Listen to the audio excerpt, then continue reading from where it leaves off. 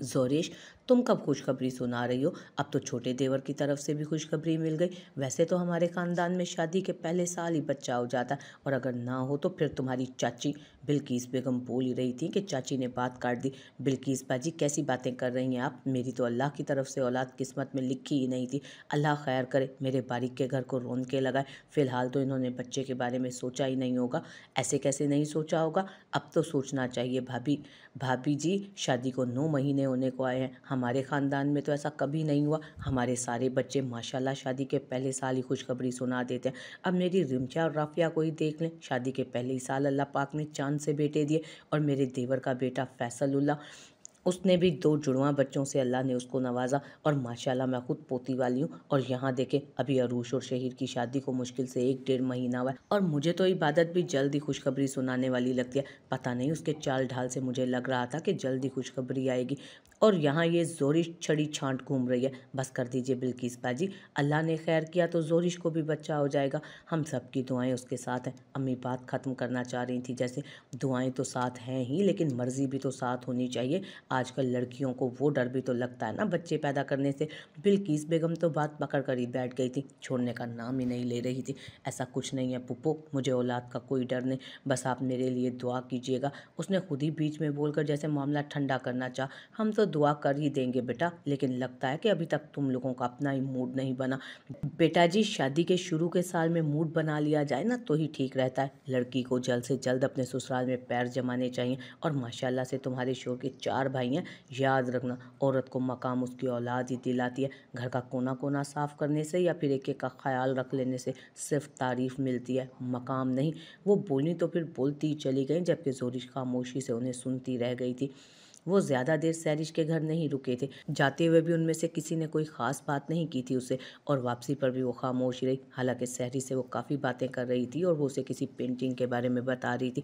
अब उसे समझ आया था उसे उसके बारे में कहाँ से पता चला था। यकीनन थोड़ी बहुत इन्फॉर्मेशन तो उसने सहरी से भी ली होगी, वरना इतनी आसानी से वो उसके घर तक तो हरगिज़ ना पहुंच पाता।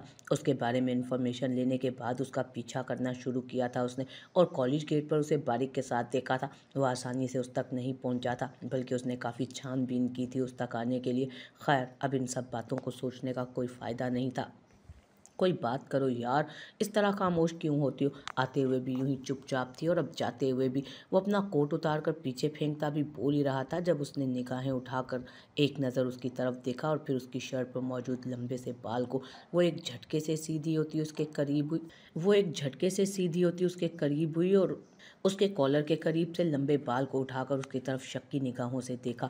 इज़ा, तुम गलत सोच रही हो, ये बाल, गाड़ी रोको। इससे पहले कि वो उसे सफाई देता, वो तेज़ी से उसकी बात काट गई। इज़ा, तुम फजूल में बात को बढ़ा रही हो, ऐसा कुछ नहीं जैसा तुम सोच रही हो। वो उसे समझाने वाले अंदाज में बोला। मैंने कहा गाड़ी रोको। वो गुस्से से गाड़ी का दरवाज़ा पकड़कर हैंडल से खोलने लगी थी कि अचानक ही उसने गाड़ी को लॉक कर दिया। अगर वो ऐसा ना करता तो इज़ा यकीनन गाड़ी से नीचे गिरकर उसका कोई बड़ा नुकसान करवाती। दिमाग ख़राब हो गया क्या तुम्हारा? क्या कर रही हो? एक दफ़ा मुझे बात तो करने दो। वो गाड़ी रोक कर उससे बोला, जबकि वो लॉक गाड़ी का दरवाज़ा खोलने की कोशिश में थी। दामियार शाह, मुझे कोई बात नहीं सुननी तुम्हारी, कोई भी नहीं, कोई भी नहीं। तुम कभी नहीं बदल सकते, कभी भी नहीं। मेरी गलतफहमी है जो मैं तुम्हारी तरफ से कुछ अच्छी उम्मीद रखने लगी थी। ये है तुम्हारी हकीकत, ये हो तुम। वो गुस्से से उसे देखते हुए बोल रही थी। इज़ा, वो मेरी सेक्रेटरी थी, काफ़ी फ्री है वो मेरे साथ, मेरे पास आ जाती है, लेकिन आज मैंने नहीं आने दिया उसे करीब। सेक्रेटरी है, फ्री है, पास आती है, और फिर इस तरह की निशानियां भी छोड़कर जाती है। यकीनन कितने पास आती है ये भी अंदाज़ा हो चुका है मुझे। आज आपने अपने पास नहीं आने दिया उसे, लेकिन शायद कल वो आपके साथ हसीन वक्त गुजारेंगी, राइट? वो किसी और तरीके से, वो किसी तरह से बात मानने को तैयार न थी और न सुनने को। मैं जानता हूँ तुम इस मामले में मुझ पर एतबार नहीं करोगी। वो गाड़ी फिर से स्टार्ट कर चुका था, जबकि वो गुस्से से उसे घूर रही थी। जहाँ मैं गलत नहीं होता ईसा, मैं वहाँ सफाई नहीं देता। मुझे बहुत सारी लड़कियाँ दस्तियाब हैं जिसके पास चाहूँ जा सकता हूँ। तुमसे शादी की है तो उसके पीछे कोई ना कोई वजह है, उसे समझाते हुए बोला। अगर मुझे इन लड़कियों की ज़रूरत होती तो तुमसे से शादी क्यों करता। मुझे वो नहीं चाहिए ईज़ा, मुझे सिर्फ मेरी बीवी चाहिए। मैं अपने मरे हुए बाप की कसम खाकर कहता हूँ कि मैं किसके पास नहीं गया था। मैं जानता हूँ तुम बात बात पर मुझ पर शक करोगी, बात बात पर मुझे गलत समझोगी और तुम हक पर हो। मैंने अपने आप को तुम्हारे सामने जो बनाकर पेश किया है, उसके बाद मैं तुम्हारी तरफ से इस मामले में किसी नरमी की उम्मीद वैसे भी नहीं रखता। लेकिन यकीन करो, मैं तुमसे बेवफाई नहीं कर रहा, मैं तुम्हारी तरफ से नरमी की उम्मीद रखता हूँ। और अगर मुझे नरमी नहीं मिली तो शायद मैं बहक जाऊँगा। मैं बंदा बशर हूँ, गलतियाँ इंसान से होती हैं, लेकिन यहाँ मेरी कोई गलती नहीं। वो गाड़ी घर के अंदर रोकता, अपनी बात ख़त्म करता, गाड़ी से उतर गया था, जबकि वो कुछ नहीं बोली थी, कुछ भी नहीं, बस गाड़ी का दरवाज़ा बंद करती खामोशी से उसके पीछे आ गए। शायद वो आज उस पर यकीन करने पर मजबूर हो गई थी, लेकिन वो यकीन आगे भी कायम रहेगा, इस चीज़ की वो गारंटी नहीं देती थी। अम्मी किचन में आई तो जोरिश खड़ी रात के खाने की तैयारी कर रही थी। अम्मी आप यहाँ क्यों आई हैं? बस खाना तैयार है, मैं लगाने ही लगी थी, वो उनकी तरफ देखते हुए बोली तो वो खामोशी से उसके पास आ रुकी। जोरिश बेटा, एक बात कहूँ, बुरा मत मनाना, वो कुछ हिचकिचाते हुए बोली तो उसके हाथ एक लम्हे के लिए रुक गए। उसे लगा कि वो सुबह वाले टॉपिक से जान छुड़ा कर आई है, लेकिन न जाने क्यों अम्मी के अंदाज से लग रहा था कि वो उसी बारे में बात करना चाहती है। जी अम्मी, कहें क्या बात करनी है आपने? वो उनकी तरफ देखते हुए पूछने लगी। देखो बेटा, ये जो हमारा मुल्क है ना, यहाँ के लोगों की सोच थोड़ी अलग है। मैं समझ सकती हूँ कि हर शादीशुदा जोड़े की तरह तुम्हारी और बारिक की भी यही सोच होगी कि हम बच्चों की तरफ बाद में ध्यान देंगे, पहले अपनी ज़िंदगी को सेटल कर लेते हैं। लेकिन अब ऐसा नहीं होता बेटा, शादी को 1 डेढ़ साल गुजर जाए तो लोग तरह तरह की बातें करने लग जाते हैं और कभी कभी बातें हद से बढ़ जाती हैं। अगर तुम फैमिली प्लानिंग के बारे में सोच रहे हो कि हम 2 4 साल के बाद करेंगे बच्चा, तो फिर जिस तरह से तुम्हारी बहन और बहनोई ने किया, तो ऐसी सोच को अपने ज़हन से निकाल दो। देखो बेटा, हम किस किस को मना करेंगे बोलने से, लोग तो बोलेंगे ही, क्योंकि लोगों की आदत है बोलना। लोग ये चीज़ नहीं देखते कि कपल क्या चाहता है, उन्हें अभी बच्चों की ज़रूरत है या नहीं। लोगों के मुंह में ज़ुबानें हैं जिन्हें हम पकड़ नहीं सकते। इसलिए बारिक को समझाओ कि ये फैमिली प्लानिंग को छोड़कर, अम्मी हमने कोई प्लानिंग की सोच नहीं की है, मेरा मतलब है कि अभी तक ऐसी कोई चीज़ हमने डिस्कस ही नहीं की, हमने कोई प्लानिंग नहीं की और ना करनी है। जब अल्लाह ने बच्चा दिया हमें कबूल होगा। क्या मतलब, तुम ये कहना चाहती हो कि शादी के 9 माह गुजर जाने के बाद भी तुम्हारी तरफ से जो खुशखबरी नहीं मिल रही, उसका मतलब कोई प्लानिंग नहीं है? वो परेशानी से पूछने लगी, जबकि वो खुद परेशान हो गई थी उनकी बातों को सुनकर। तो क्या वो ये सोच रही थी कि फ़िलहाल जोरिश और बारिक खुद ही बच्चा नहीं चाहते? बेटा, फिर तो ये परेशानी वाली बात है। खैर कोई बात नहीं, अल्लाह खैर करेगा, तुम परेशान मत हो। वो काफ़ी परेशानी से उसका चेहरा देखने लगी और फिर उसे भी परेशान देख आहिस्ता से उसका गाल थपथपा कर किचन से ही निकल गए, जबकि जोरिश उनकी बात को बहुत अच्छे से समझ गई थी। बारिक आ जाए, खाना लग गया है, खाना खा लें। और अब तो इज़ू भी चली गई है। वो कमरे में आकर उससे कहने लगी, अभी मेरा दिल नहीं कर रहा, मैं बाद में खाऊंगा। वो लैपटॉप पर काम करता मसरूफ़ अंदाज में बोला। उसकी आखिरी छुट्टी थी, कल से उसने दोबारा ऑफिस ज्वाइन कर लेना था। आप ठीक हैं? वो उसके पास बैठकर बोलने लगी तो वो हल्का सा मुस्कुराकर हाँ में सर हिला गया। मुझे आपसे एक बात करनी थी, वो उसके पास बैठते बोली तो उसने लैपटॉप पर फाइल सेव करके लैपटॉप एक तरफ रखकर अपनी तवज्जो उसकी तरफ मरकूज़ की। बोलो क्या कहना चाहती हो तुम? वो बैकग्राउंड से टेक लगाता उसे अपने करीब कर चुका था। बारीक, वो मैं ये कहना चाह रही थी कि क्यों ना हम एक दफ़ा अस्पताल चलकर चेकअप करवा लें। वो उसके हाथों को आहिस्ता आहिस्ता अपने बालों में हरकत करते पाकर अंदाज़ा लगा चुकी थी कि उसका मूड काफ़ी अच्छा था। किस तरह का चेकअप? वो कुछ उलझते हुए उससे पूछने लगा, जबकि उसके बालों में उसके हाथों की हरकत अब भी जारी थी। मैं चेकअप करवाना चाहती हूँ कि अभी तक हमारे यहाँ कोई खुशखबरी क्यों?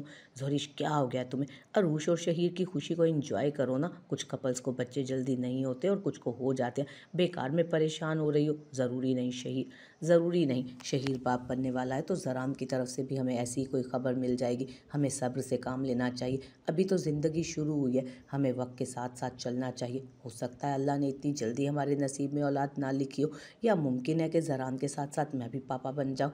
वो मुस्कुराते हुए से समझा रहा था। इबादत प्रेग्नेंट है। वो अभी और कुछ कहता कि उसकी बस एक बात ने उसके लबों के ऊपर मुस्कुराहट बखेर दी। माशाल्लाह, ये भी खुशी की बात है। तो इसलिए तुम कॉम्प्लेक्स का शिकार हो रही हो? वो मुस्कुराया। आप प्लीज़ मेरे साथ अस्पताल चले ना, मुझे पता नहीं क्यों अजीब सी घबराहट हो रही है। और फिर उस आदमी ने, यार ज़ोरिश, दिमाग ख़राब है तुम्हारा, तुम उस आदमी की बातों पर अब तक यकीन करके बैठी हो। मैंने क्या कहा था तुमसे? ऐसे हज़ारों लोग सड़कों पर बैठे होते हैं, अगर उनकी बातों में कोई सच्चाई होती तो उनके मिज़ार बन चुके होते। इस तरह सड़कों पर बैठकर लोगों के हाथों की लकीरें ना चेक कर रहे होते। ठीक है ना, आप एक दफ़ा मेरे साथ अस्पताल चलकर मेरा शक दूर कर दें प्लीज़। प्लीज़ बारिक, प्लीज़ एक बार डॉक्टर कह दे कि मेरी सारी रिपोर्ट्स बिल्कुल ठीक है तो मुझे भी सुकून मिल जाए। प्लीज़ बारिक, प्लीज़ ना। वो ज़िद पर उतर आई। अब की बार बारिक को मानना ही पड़ा। ठीक है, मैं तुम्हारे साथ अस्पताल चलूँगा। अब खुश? सुबह मैं तुम्हें डॉक्टर सानिया के क्लिनिक पर ले जाऊँगा और अगर रिपोर्ट्स नॉर्मल आई तो तुम दोबारा मुझसे इस बारे में कभी कुछ नहीं कहोगी। वो उसकी तरफ देखते बोला तो उसने आहिस्ता से हाँ में सर हिलाया था जब अचानक ही बाहर कुछ गिरकर टूटने की आवाज़ सुनाई दी। कोई था दरवाजे पर। उसने हैरत से पूछा तो जोरी छूटकर फौरन दरवाजे के पास आई, लेकिन उसे कोई नज़र क्यों नहीं आया था। कोई बिल्ली तो नहीं घुस आई अंदर? वो परेशानी से कहती बाहर तक आई, लेकिन हर तरफ अंधेरा था। सब तो नीचे हैं, फिर पता नहीं कौन था। चले, मैं नीचे जा रही हूँ, आप भी खाना खा लेते तो अच्छा होता। वो वहीं से पलट गई, जबकि वो कुछ नहीं बोला, बल्कि अपना काम वो एक दफ़ा फिर से शुरू कर चुका था। वो काफ़ी देर से कमरे में आया। इज़ा का मूड ख़राब था। वो हरगिज़ नहीं चाहता था कि वो उसका मूड ख़राब होने की वजह बने। वो कमरे में आया तो सबसे पहली नज़र उसकी बेड पर गई। उसे लगा था इज़ा सो चुकी होगी, लेकिन ऐसा नहीं था। बेड बिल्कुल खाली पड़ा था। इज़ा कहाँ गई? वो इस सोच के साथ वापस नीचे जाने का इरादा रखता ही था कि सामने नज़र सोफ़े की तरफ उठी। उसे सोफ़े पर आराम से सोए देखकर उसके माथे पर शिकनों का जाल उठा था। वो तेज़ी से कदम उठाता उसके सर पर सवार हुआ। एक झटके से कंबल खींचकर नीचे ज़मीन पर फेंक दिया। ये क्या बदतमीज़ी है दामियार शाह? वो गुस्से से उसे घूर कर बोली थी कि वो एक झटके से उसका बाजू पकड़ता उसे खींचते हुए बेड पर ले आया। क्या मसला है तुम्हारे साथ? क्यों कर रही हो तुम ये सब कुछ? मेरे साथ कल यहाँ बेड पर सोई थी ना आराम से। अब वहाँ जाकर सोने का मतलब क्या है तुम्हारा? वो गुस्से से आग बबूला हो रहा था। मतलब बहुत साफ है। मैं आपके साथ एक बेड शेयर करने को तैयार नहीं हूँ। आपको सोफ़े पर सोने में मसला हो रहा है, लेकिन मुझे नहीं हो रहा। मैं इजीली वहाँ एडजस्ट कर पा रही हूँ। सो आप बेड पर सो जाएं और मैं सोफ़े पर सो जाऊँगी। मिसेस दामियार शाह, मुझे लगता है कि अब वक्त आ गया तुम्हें ये बताने का कि मैं तुम्हें यहाँ कोई किराएदार बनाकर नहीं, बल्कि बीवी बनाकर लाया। यू नो वॉट, अब मुझे लगता है कि तुम खुद चाहती हो मैं तुम्हारे साथ ज़ोर ज़बरदस्ती करूँ और तुम्हें समझाऊँ कि मेरा तुम्हारे साथ क्या रिश्ता है। मतलब एक ही बात मैं तुम्हें रोज़ रोज़ बताऊँ, वो भी अपने ही अंदाज में। वो उसके करीब झुकते हुए कहने लगा, डार्लिंग, अगर तुम्हें ये सब कुछ इतना ही पसंद है तो फिर इतनी ड्रामेबाजियाँ क्यों करनी? Let's start this relationship. फजूल में क्यों बर्बाद करना वक्त? अगर तुम्हें इस तरह मेरा ज़ोर ज़बरदस्ती करना, तुम पर हुक्म चलाना अच्छा लगता है तो साफ साफ कहो ना, मैं तुम्हारी सारी ख्वाहिशें, सारी हसरतें पूरी कर दूंगा। वो उस पर झुका बेबाकी से बोल रहा था। शट अप, मुझे ऐसी कोई ख्वाहिश नहीं और ना ही मैं तुम्हारे ऑफिस की फजूल चीप सेक्रेटरियों में से हूँ जिन्हें तुम्हारे छूने से खुशी होती होगी। वो उसे गुस्से से धक्का देती पीछे को हटी। तो फिर बंद करो अपनी ये ड्रामेबाजियाँ। मैं तुम्हारे पास नहीं आ रहा क्योंकि मैं तुम्हारे साथ कोई ज़ोर ज़बरदस्ती नहीं करना चाहता। तो इस खुशफहमी में मत रहो कि मैं तुम्हारी हाँ का इंतज़ार कर रहा हूँ या तुमने मुझे रोक के रख। इतनी हिम्मत आज तक किसी में पैदा नहीं हुई कि दामियार शाह को उसके इरादों से रोक सके। और तुम्हारी गलत फहमियाँ भी मैं जल्द ही दूर कर दूंगा। अगर नहीं चाहती कि मैं ये गलत फहमियाँ अपने तरीके से दूर करूं और वक्त से पहले दूर करूं तो बेहतर है कि बीवी बनने की आदत डालो, वरना बीवी बनाना मुझे बहुत अच्छे तरीके से आता है। फजल बख्श, कहाँ मर गए हो? ऊपर दफाओ और ये सोफ़ा निकालो इस कमरे से बाहर। वो कमरे से बाहर निकलता गुस्से से धारते मुलाजमों को आवाज़ दे रहा था, जबकि ईज़ा ने खामोशी से सोफ़े को कमरे से बेदखल होते देखा।